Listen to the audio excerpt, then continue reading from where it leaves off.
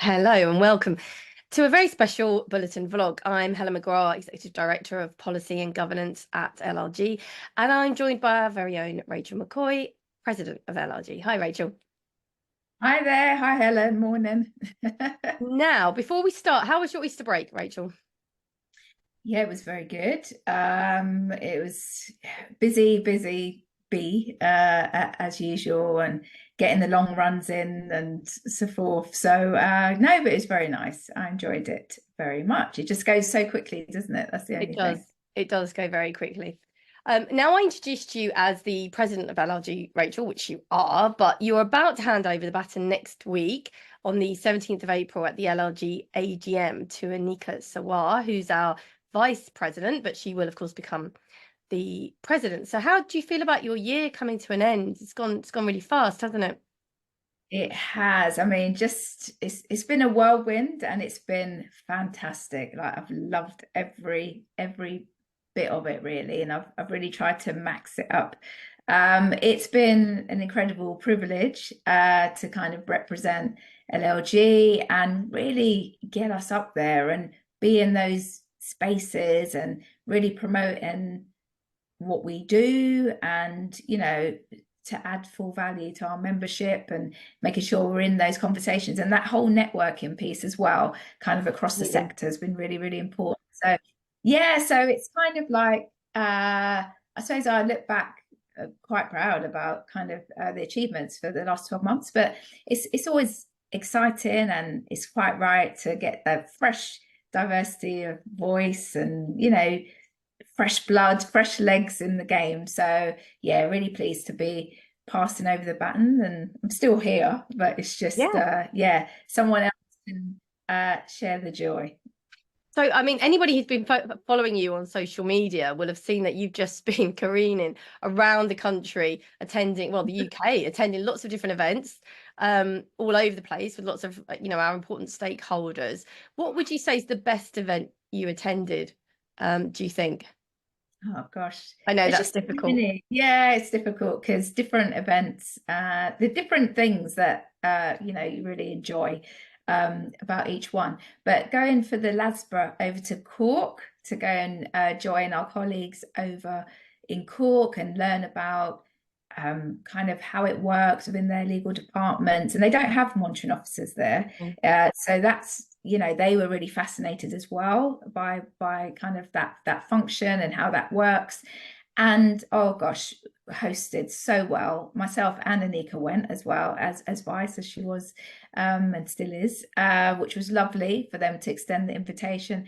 And we just had the warmest of Irish hospitality in Cork, and we was able to attend like a big training session for their conference and really get about as well and see the place, and meet a lot of the heads of legal for Cork. So it's wonderful.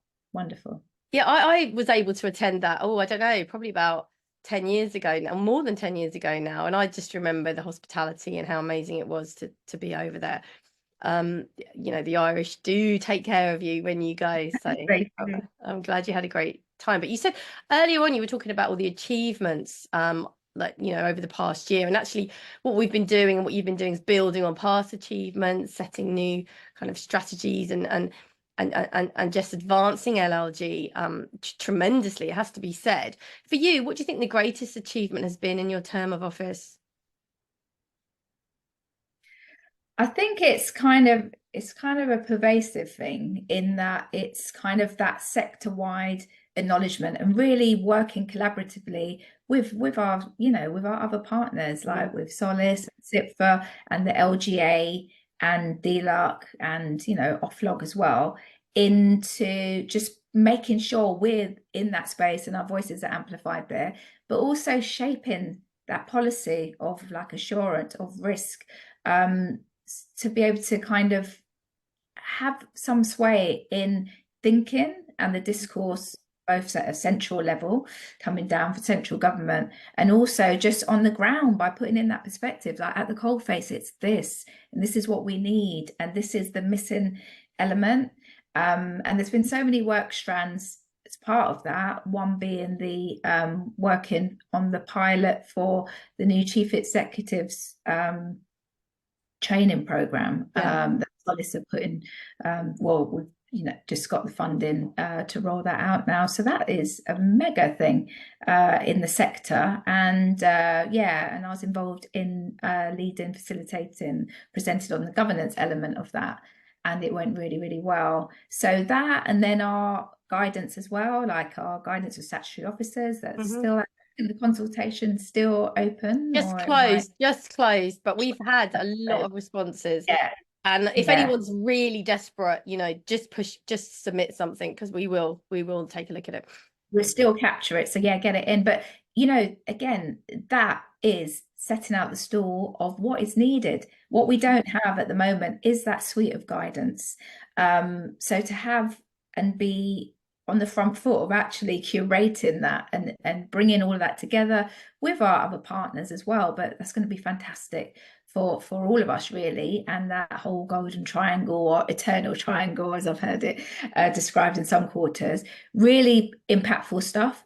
And then the work, with LGIU, Brown Jacobson, on the future role of the monitoring officer. So, and now it's moving on to 2.0, where does that go?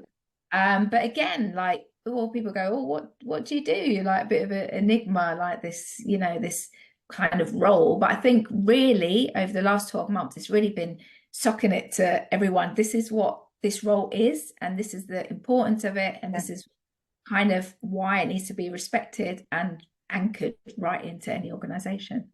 So all good stuff. It's brilliant stuff. And that CEO training, that's really important. I mean, other jurisdictions, I think it's New Zealand, they actually send their newly appointed CEOs off on residential courses, immediately, to help them enhance their skill set and understand the job at hand. So, that's a good positive development for the sector, without a shadow of a doubt. So LLG, we have done so many things for such a small body, really, and really made our name in the space of governance. But how do you think we can build further on the foundations moving forward? What do you think, the organisation should be really focusing on doing to achieve its longer term aspirations? So I think, so kind of holding the position that we now have in this space for all our sector partners, but then again, like building on what other kind of guidance and kind of assurance can we be part of developing for our people, but also that succession talent pipeline, kind of ensuring that we're doing the right things in that space to honour our membership. And we've got the Inspire programme, which is absolutely fantastic, and you can still get involved for cohort 2 for that. So I'd really encourage all our colleagues out there, like if there are people within your teams that you think aspiring MO or already at MO, like to then just kind of bolster all that skill set, we're doing that. And quite interestingly, Deborah and I were at the SRA conference recently for in-house provision, and lots of other partners were so interested in that, like from the NHS, from the army, just across the public sector, going, this is amazing, like, can you tell us more about this? Can we join it? So it's just like, wow, that's the thing. I think succession planning, pipeline of talent, we need to kind of be out there a bit more if we can develop that kind of voice and presence in kind of university space, early entry point, just so that people know kind of what is happening. So the LGA, they're doing a big campaign at the moment on workforce, and it's kind of to promote local government as a career. So it's almost kind of like how we can be part of that. And I know there are some discussions with policy team at the LGA about how we can kind of feed into some of that. So yes, grand work, but just staying visible, making sure our voices are amplified, and and really bolstering our regional offer as well, and just getting people involved, like more voices in this space. I think everyone benefits from hearing, good practice and learning. So it's all about storytelling, but sharing rich knowledge and insights. Yeah, absolutely. And we have our work experience week, which is now its third year, where we pull in quite a lot of the legal university sector in order to demonstrate to them that there is this completely different career in law that, as we know, nobody knows about unless they sort of stumble across it accidentally. So, but giving a voice to people and trying to get people engaged, I think, is a really important thing that LLG needs to concentrate on. And at the moment, we're trying to recruit, swathes of individuals to become regional leads in their area, in their practice area, to get involved. And if anybody does feel that they might be interested in that and wants to learn more about it, please do get in contact with me, because it's all about just encouraging anybody with an interest, and it's good for your career as well, isn't it, Rachel? Let's be honest, to get involved. It is. It's fantastic, get involved, put yourself forward, and don't worry, don't think, oh, I'm not sure if that's for me, what are they looking for? Put yourself forward. Everyone has got something rich to give, and it is absolutely fantastic to contribute, to your colleagues, to like strengthen our resolve. Ultimately, we do all of this for our communities, don't we? Because we love them, and that's what kind of drives us as public sector lawyers or just working within local government. We want to do the right thing. So, you're just as equally important in that, and your voice, we want to hear it. Like, you've got such rich contribution to give. So yeah, so please, do put your hand up and step in. That's what I'd say. Jump in. Yeah, throw yourself in. Absolutely. We've been really positive, and there's lots of really positive things to talk about within the sector and LLG and everything that we're doing. But we can't get away from the fact, Rachel, I think that there are obviously some real concerns within local government, some real troubled times. I feel like it's quite cyclical. We talk about it every so often, but right now I think it does feel different.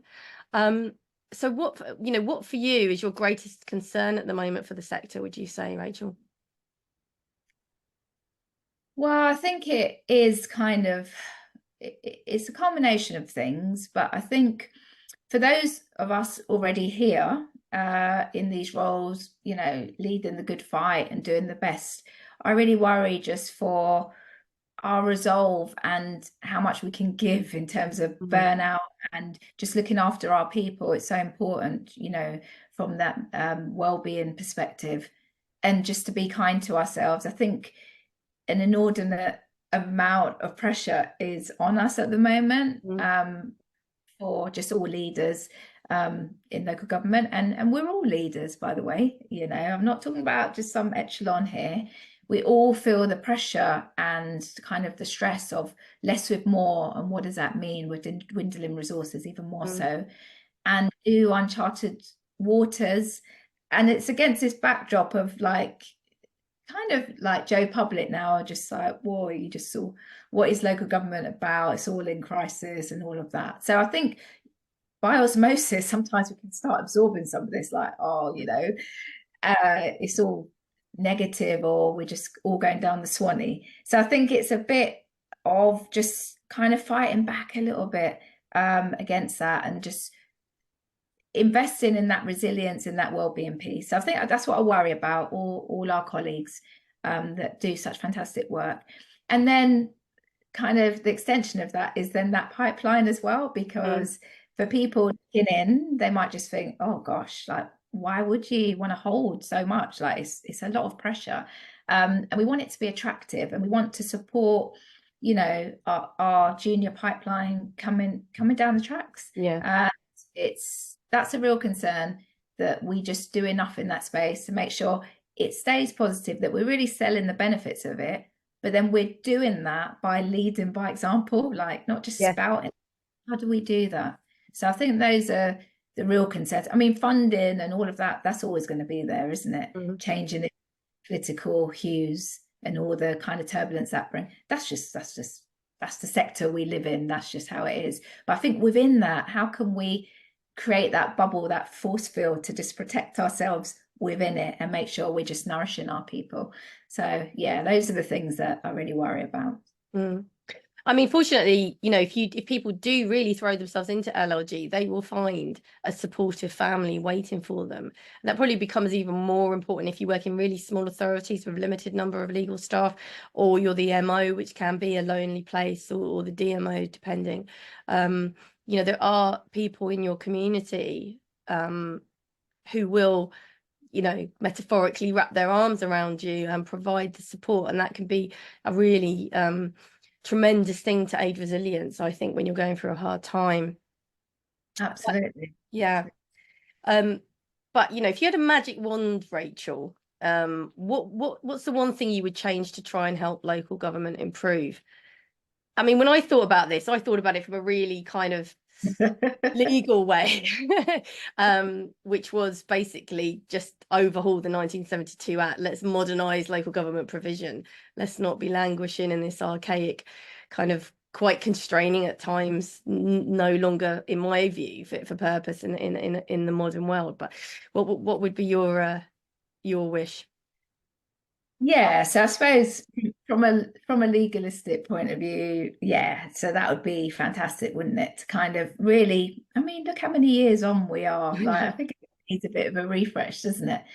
But within it, I'd say, and we are doing this, is just embracing the technology, the technological advances that we have now, with the correct caveats and all of that.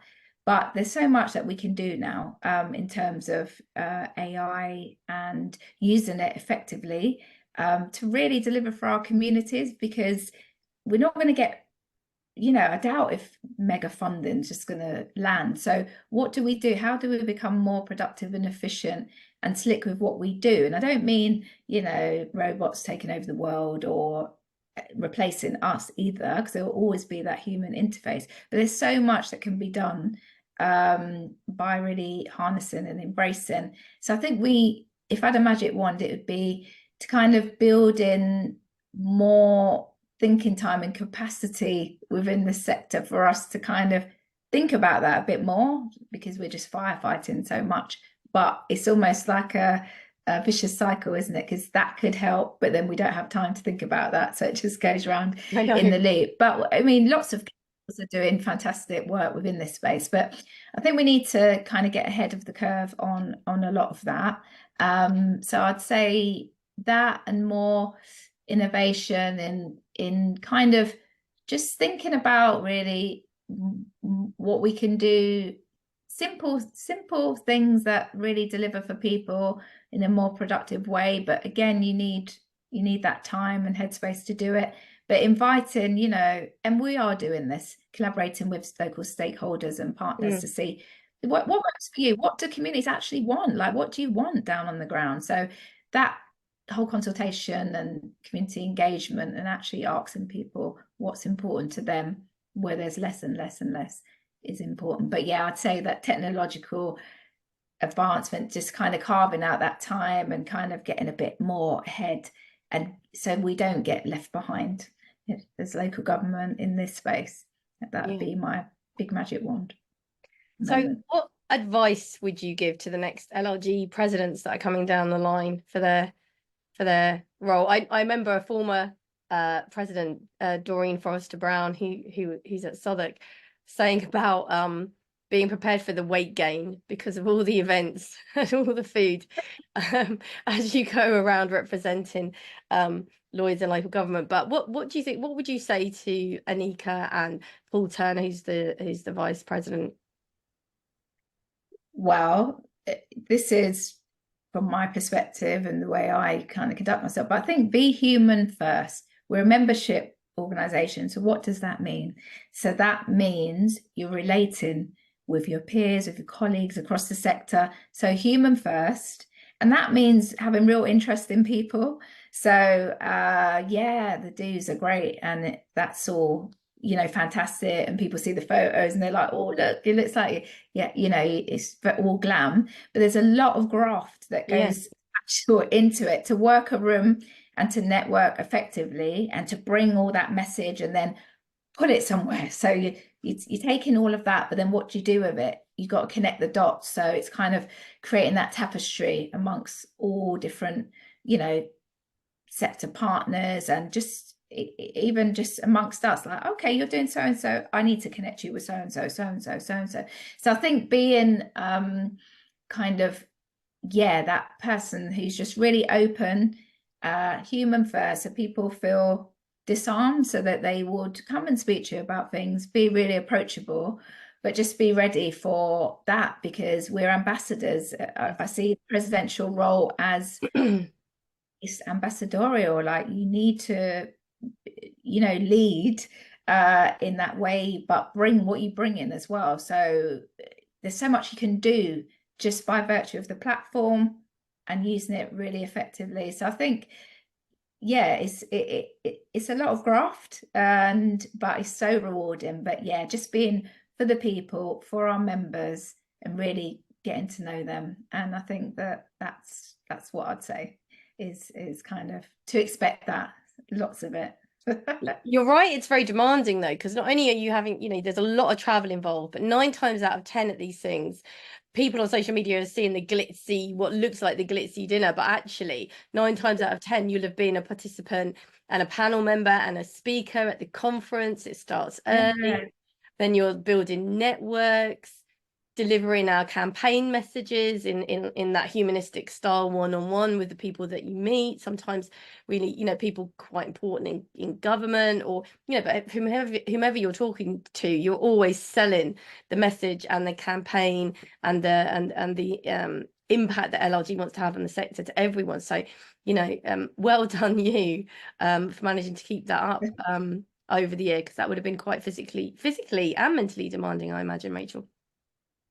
Yeah, it is. I mean, it's a privilege, as I said at the beginning, Yes. but you're always on. So it's always business. So despite, glitzy ball gown or whatever, or the regalia and looking all the part, for me, it's always business. So, even just at a dinner, like working out who's on my table, like, and how am I gonna know, like, even researching a bit about them, or so I can connect the dots, so I can bring in kind of the messaging that I need for LLG into that space, or get those conversations going to enlighten and just amplify our voices, and sow little seeds here and there, like, okay, and it's really interesting there, and I think it's been of great benefit. But then, yeah, it is a lot, as you've just said. A lot of the time it's you've been a panelist in the day or presenting at something, and even that can be quite daunting. You need to research your whatever you're going to speak about, and make sure you're going to come across like really professional, and with some gravitas. And I think that's so important, and it's that working, and it is tiring. So you're almost like the swan, so it's just like, but underneath you're like, oh my gosh, there's a lot to see. You're carrying like a whole brand, and you want to do it proud. So but it's fantastic. So, and I've loved it. But yeah, it's not just that's just the that's when you do it well, when it just looks like, oh, it's just like all flawless, like And I mean, I said you had to be it was physically demanding, but you are something of a runner, aren't you? And there's some charitable events coming up, or at least one that I thought you might like to talk about to the membership. Absolutely. Yes. So yeah, I love it. The power of movement, the joy of movement, whatever your movement is, so important just for your headspace, and give yourself that time. What I talked about, being kind to yourself, and like building that kind of resilience. How do you do it? And that's a personal gift to yourself. So whether you run or walk or do yoga or whatever your thing is, swimming, it's all good stuff. I love running. So I did Tokyo Marathon just in March. I'm running London not next week, 2 weeks, yay, on the 21st. And I love it because I like to raise funds and stuff for good charitable causes, but essentially it's for me. It's a me time thing. But what I wanted to kind of share with you all, and you might have heard about it, is the Public Sector Challenge, which is on the 6th of September, which is climbing the 3 Yorkshire peaks. So LLG, we're going to be representing. So trying to get like a cohort together, it's going to be fantastic. All partners, across the sector are doing it. Everyone everyone's doing it. So it's going to be like, wow, like even, you know, you're doing something so amazing for cancer research, but also that networking piece, like, you know, and doing it all together, and that support, that unison, you know, that's going to be epic. So do consider it. You've got ages. You can get training for a good cause, and we're going to scale those peaks. Yeah, so it's within 12 hours. So I think it's 24-mile. Yeah, I don't know. That's 24 miles. I don't know how you do it because it's going up, isn't it? But yeah, but 12 hours to do all three. And yeah, we're going to do it. So if you're up for it, join us. That's what I'd like to say about that. Well, there's information on the LLG website about it, but also, you know, if anybody is interested in taking part and doesn't know how to get involved with joining up with LLG in relation to it, just send us a message at membership@llg.org.uk and we'll pick it up and get in contact with you. Well, thank you for talking to me, Rachel. On behalf of the sector, can I thank you for the amazing year that you've had and you've given and dedicated to LLG? Not just in your presidential year, but the many years before that. People might not know that you've been involved with the organisation for a really long time, and you know, all voluntary, all in your own time, as is the case with anybody else that comes along to do it. But you know, it's been a brilliant year for you as president. I really hope you enjoyed it. I know you did, actually, because we've spoken about it. But just to remind everyone that the AGM is on the 17th of April. Please register for it. It's on the event section of the website. And obviously, we're not going to lose you, Rachel, because you'll stay in an advisory capacity as a past president, which is really important for the new president coming in to have that support. And also, you'll remain as the planning national lead as well, which is great because there's lots going on in that space.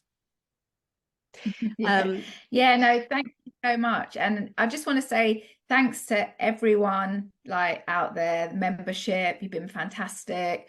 Lots of kind of rich content, lots of positivity.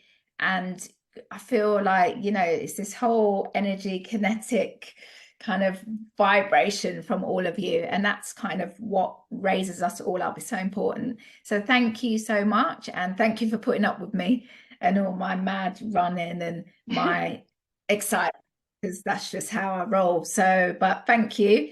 And what I'd say is keep it Danger Mouse, keep kicking butt, and every single individual is worthy, and stand in your truth and know that you are so valued. We value you so much. So thank you. Thank you, Rachel.